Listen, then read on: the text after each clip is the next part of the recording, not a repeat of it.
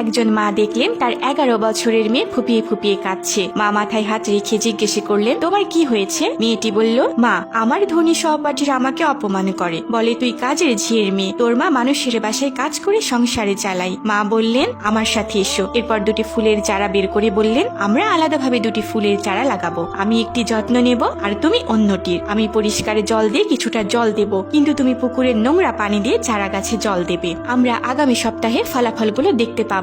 2 সপ্তাহ পর মা তার মেয়েকে বাগানে নিয়ে এসে বললেন, তুমি কি দুটি ফুল গাছের পার্থক্য দেখতে পাচ্ছ? মেয়েটি বলল, হ্যাঁ মা, আমার ফুল গাছ তোমার গাছের থেকে অনেক ভালো এবং তরতাজা। তবে তোমার গাছ বাড়েনি কেন মা? মা হেসে বললেন, কারণ নোংরা জল একটি গাছের বৃদ্ধিতে সাহায্য করার জন্য জৈব সার হিসেবে কাজ করে। একটি কথা মনে রাখবে, গরিব ঘরে জন্মানো কোনো অপরাধ নয়, বরং সঠিক সুযোগ সুবিধা পেলে গরিব ঘর থেকেও সফল ছেলে মেয়ে তৈরি হতে পারে। সুতরাং লোকদের নির্মম কটূক্তিতে একেবারেই পাত্তা দেবে না। এতে হাজার মানুষের অপমানিত কথা তোমার বৃদ্ধি আটকাতে পারবে না, বরং তুমি ওই গাছের মতোই বড় এবং বলিষ্ঠ হয়ে উঠবে।